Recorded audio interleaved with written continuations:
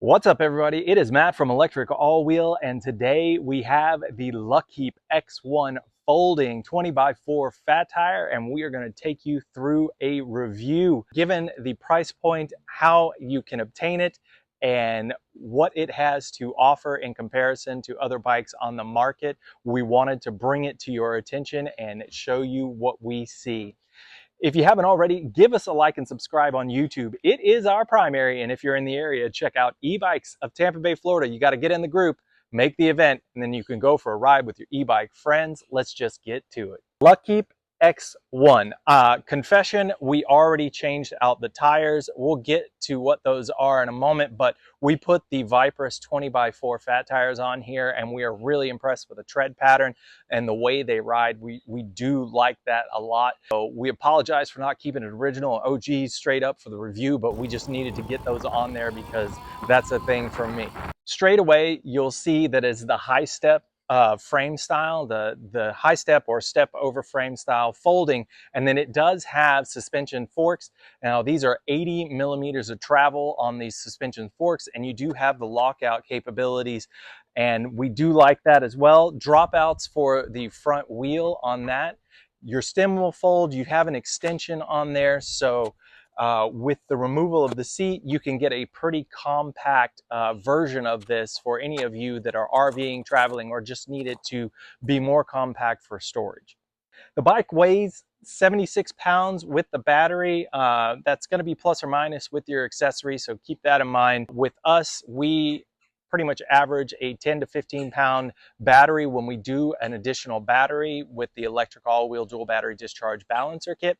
We will leave links to everything that we mentioned in the description below, and we appreciate your support using those links so that we can bring you more information and videos like this. So thank you very much.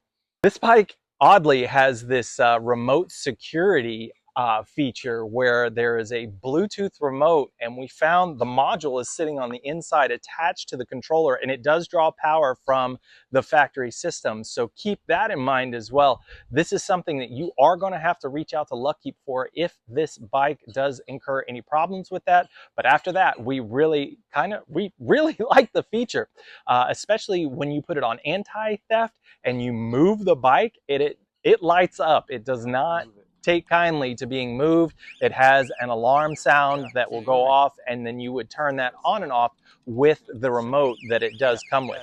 You do have to activate the bike to turn it on, so you will use the remote to allow access to turn it on and then turn it on at the display controls. Now for this bike, you do have an alarm system, and the lock is actually up top. So you will single press that and you'll hear it pop off and tell you that it's activated. And then to unlock it, you just press the unlock button here, which is the second one down. You do have a call button, and it will call out to you if you're looking for your bike. And then you just press it again to make it stop. And then you need to double press this activation button, and that beep beep will let you know that it's okay to go ahead and turn on your bike. And to do that, you'll just hold the power button.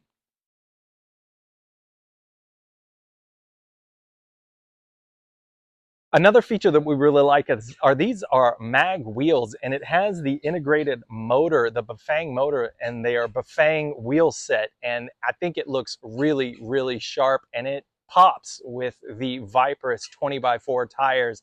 And so that was the best addition and greatest enhancement, and just to the look of it. It reminds me of some of the older cars, that the stature, and they just look mean with the white lettering on them, just ready to race. The bike is certified to up to the UL 2849 standard. Now, it's not certified by UL, but there are other standardization companies that will certify to the UL standard 2849, and that has to do with electric shock, drop risk, and fire, I believe. Yes, fire. So electrical shock, fire, and mechanical hazards. So the website states that this is 6061 aluminum alloy, and I will leave that to you to go into the interwebs and check out all the specifications. I know that the 6000 series seems to be where the e-bike marketplace sits with most e-bike frames, and typically they're either claiming aluminum alloy or 6000 or giving you the specific 4-digit count, so 6061 aluminum alloy. So that is the material makeup of the frame for this bike. Let's get to the real deal, the specs. Now the motor on this is a 750 watt rear hub with a 1400 watt max output. You have a 48 volt controller with a 25 amp max current limit, and that is actually sitting inside the frame just beyond the fold here. They state the classification, so you can set it to class 2, and it does come preset with the lower limits on the speed, but you can get this bike up to 30 miles an hour. I've seen it, I've done it, and so keep that in mind. We are actually gonna give you the password and show you how to get into the special settings so that you can bump up to the max speed. It seems to do that already, so we just wanted to share that with any new users that might be thinking about getting this bike. The battery on this bike is a 48 volt, 15 amp hour. And again, it too was certified to the 2849 standard of UL. So keep that in mind. It doesn't have the separate 2271, and we are unsure about cell certification within the battery. So if that's a particular sore spot for you, you'll want to try and investigate a little more to understand how much of that you'll be able to tolerate in terms of certification or lack thereof. The bike does have hydraulic disc brakes. These are DY Island hydraulic brakes. And in my experience, I'm typically am looking for 180 millimeter discs on these things, but this bike has 160 millimeter discs, so we will see what that feels like on the ride. We are aware that these things do heat up, so keep that in mind. I have scalded my leg on DY Island brake housings after a hard ride, so you'll want to look out for that too, but they do provide the stopping power that's needed for the bike. We do have the custom Luckeep display, and like I mentioned, it does have the precursory power on requirement of utilizing the remote. So we're going to double tap the bottom axis here and then press the power button on this thing to get to the screen. So it's a little greater element of control and security for your bike, but can also be a problem if you don't remember your button sequences. We'll share those as well, but definitely something to keep in mind. It's the custom Luckeep display, left-hand display controls, left-hand light control with turn signals and horn. So we really, really like that. You have the extension, plus you have a right hand half grip twist throttle with this bike as well. You have a 7-speed Shimano gear shift on the right hand side. That's overhand thumb activation for that one. So on the display, you do have your typical speed readout with your battery percentage remaining. So it is reading that by voltage. And then you have total miles ridden, so your distance, you have trip, you have odometer, and this bike currently has 74 miles on it. Your pass setting readout, which can be anywhere from, it starts factory 1 through 5, and you can reset that to go 1 through 9, which I do like that. You can switch out some of that. You can get an average speed and a max speed on your display. And then it also has a clock. So that's an extra added feature in the top right-hand corner. The headlight is 70 lux. Now, as you move into premium and high intensity headlights, you're looking around the 100 LUX model, and that is going to be your specification. But this bike, 70 lux for the headlight on this, and the rear light does activate when you turn the lights on, and as I said, it does have turn signals, so that's pretty awesome as well. Now the gear ratio on your drive set is 3.43. Now, I like to move in closer to 5, and especially if this bike is capable of running around 30 miles an hour, we definitely want to be as close to 5 as possible. So I think an aftermarket 1128 freewheel addition or swap on this would suit it quite right. Otherwise, we can already anticipate that there is going to be quite a bit of ghost pedaling in the high teens and low 20s and above for the Luckeep X1. So the gear ratio isn't that great. We would want to see a bigger chainring, and it looks like you have room for modification of this thing as well as the freewheel. So you can get some high level resistance out of this with a couple of changes here on the components for this bike. And remember, I said the tires were originally the 20x4 Chaoyang. Those are a pretty common tire across the market, but we just really had to get these HEB Viperess tires on here. They look great. It goes perfectly with the color scheme and then how the bike stature sits and just presents that character that I really like. So if that's something that you're into too, check out the link for those tires in the description below. All right, now remember, you have to use your remote, so we're going to double tap the bottom axis here and then press the power button on this thing to get to the screen. And then you'll notice that you have your settings here and your PAS goes up to 5. And then we've already been into the settings, so you can have access to 9 PAS levels, but that does not come standard, so keep that in mind. When you're looking at the screen, when you press the power button, it will toggle between your available displays, and you have time ridden, you have your calories, which is quite nice, total trip distance, odometer, average speed, and max speed as well. So that's really great. When you hold the plus and minus button, you actually get into the settings, the general settings for the display there, and you will use power button to select between the selections for the one that is highlighted, and then you will use the plus and minus button to toggle between them. So when you get to where you want to be, you'll press the power button to move back. Now to the special settings. To get into the special settings, you will press and hold the power and plus button and keep holding,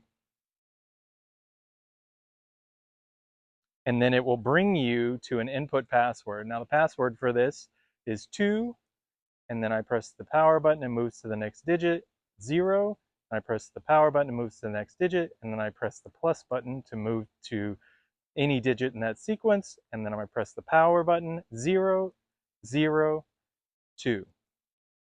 And then I'm gonna press the power button, and you can see now you're in the advanced settings, and you can also see that I've changed the default assist level, max assist level to 9 for the bike.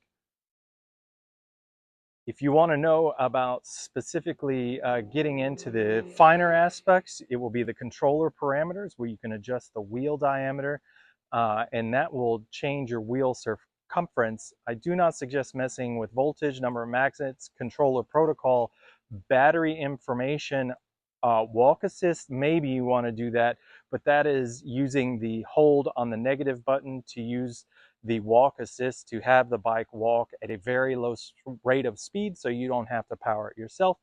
I do not suggest messing with serial port voltage, and the ampage limit is 25 plus or minus 1 on the controller, so that doesn't change. And then the max speed limit on this bike, as you can see, is 25 miles an hour.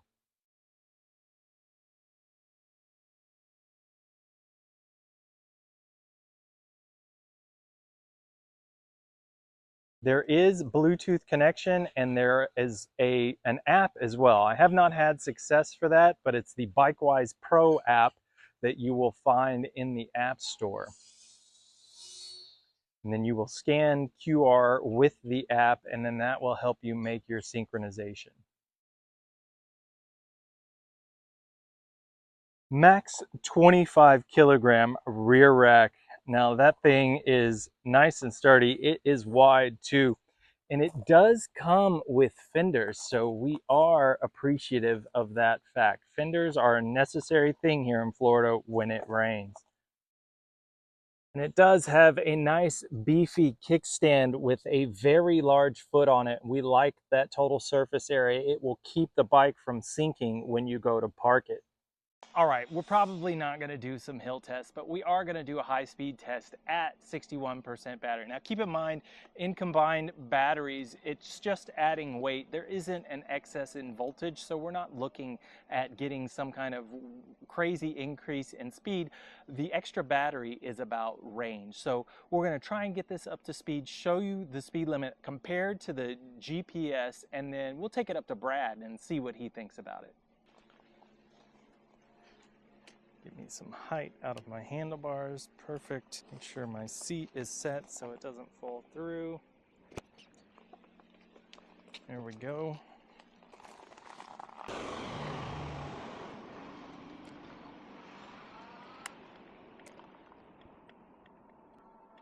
So PAS 1 is hitting in at about 12 miles an hour.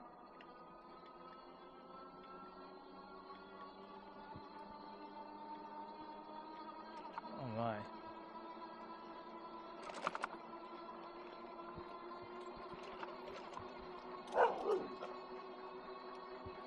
PAS 2 is a high and hefty 19, so that's a little unbelievable. 20 miles an hour, right? And I am not giving any assistance to this thing, so that is on its own. PAS 3 looks like it's just gonna jump up to about mid-20s, which I don't know about all that. A little bit of an incline here. So let's see, yeah, it does. It jumps to 23, there's 24. No, I'm not getting any kind of resistance, so I'm not really helping the bike very much. Now I'm gonna take a turn so we can do some high speed stuff. Let me go ahead and get into PAS 4 and show you where it's sitting. Keep in mind, we did change that high speed limit, and the batteries are showing 47%, so we're not even at a max voltage. All right, so PAS 4, 26, I saw a 27 there. Here comes some wheelie kids. I see him on there. What has he got? Is it Suron? Yeah, he's getting after it.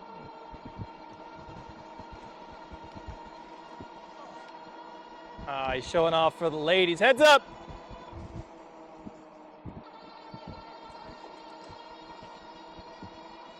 So 5 definitely pumps it up. Like, this thing is wanting to get out now. 26. All right, no resistance. This is ghost pedaling to the max. This is PAS 5, 29. Yeah, for sure. This thing would break 30 easy on a fresh charge at 100%. Not even a question. This thing has a lot of power. It is way overpowered. I wish they geared the drivetrain to give a better gear ratio, because it would be well worth it. Not having to ghost pedal in those low to mid 20s is where it's at. And it gives you that just extra oomph that a lot of people are looking for in an e-bike. I do want to mention that the factory seat post was pretty long as well. So Matt from Tail Happy would be able to sit on this thing no problem. It would not be suspension, but he could do it. And it does sit high, so my posture is good. And of course I have the suspension seat post because I'm just a wuss. That's David. He works at the Pedigo shop. I am not disappointed with this thing. It gets the job done. I think it is a worthy competitor. If you're looking for a higher speed on your folding fat tire bike and you just don't have a ton of cash, this is definitely where it's at. It is worthwhile. The only question I have is about service, but if you have a Tarp and Tom's near you, you don't have to worry about service. You just come see the guys and they will take care of you. Okay, it's the Luckeep X1. Of course, it doesn't have the dual battery setup coming from factory. Suspension seat post aftermarket and Cloud9 aftermarket. Just wanted to see what you thought after a go around. Okay. Battery percentage is a little bit low, but I still think that you'll find that at a high rate of charge, like full charge. It's speedy for what it is. $699 on Amazon, $130 for delivery. So it's not terrible. Let me know. Let's see. Let's see how it does.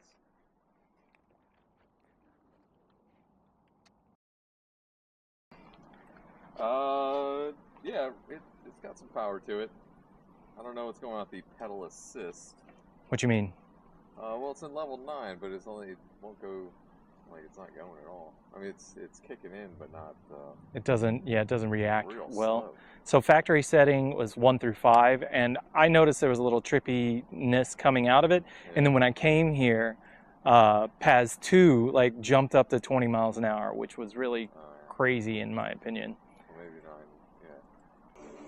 Well, that definitely fixed it. Yep. It's yeah, it's strange. Like 1 through 5, 5's really fast. Yeah. And then 6 feels a little bit slower. 7's a little bit slower. 9 is like it barely even goes.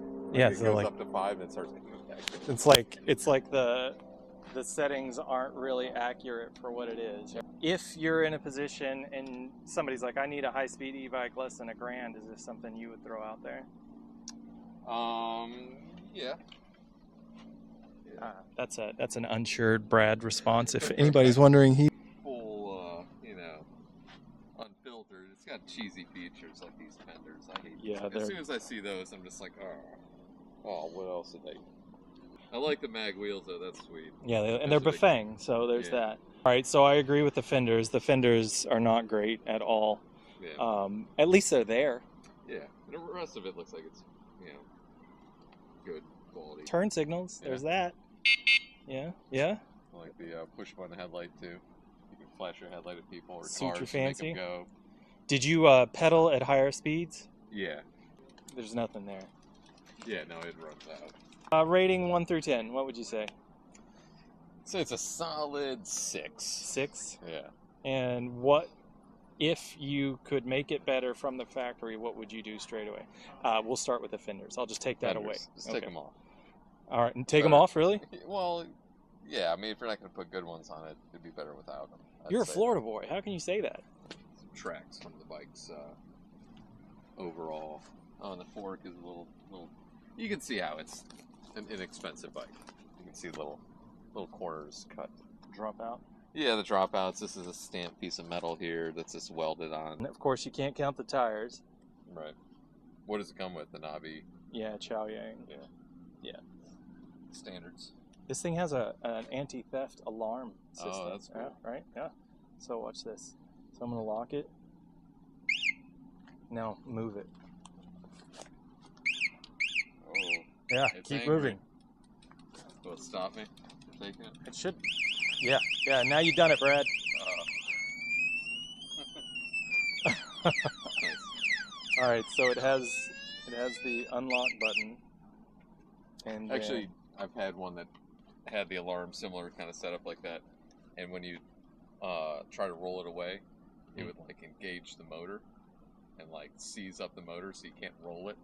it's kind of like crossing the phase wires or something, so it just ain't gonna do damn thing. Yeah. There you have it. Brad rates it a 6, and honestly, I gotta say, I'd give it maybe a 6.5, 7 because of that high speed aspect. But he did call out some of those parts that do probably affect the price point and how you are able to achieve that economic viability for such a bike like this. Check out my man Chris Cross video. He's got a Luckeep X1 review, and he's definitely worth giving a subscribe to. If you haven't already, give us a like and subscribe on YouTube. It is our primary, and if you're in the area, check out E-Bikes of Tampa Bay, Florida. Get in that Facebook group, make an event, and go for a ride with your friends. We will leave links for all of the accessory products that we've used on this bike, and we really appreciate your support by utilizing those links so that we can keep this thing going. We will talk to you next time. Exactly. All right, I'll see you. It's just getting there. He's like, just $5,000, $10,000. It's okay. Yeah, I'm on it. All right, y'all have a good night, okay? Oh, Wes. Needing a Suron. It's Suron E-Ride Pro Talaria. That's where he's at. And I'm like, let's ease into this with a Frigo X2. And he says, it has pedals. I'm like, this is an e-bike shop. Whatever, that's why I like them. They do it all.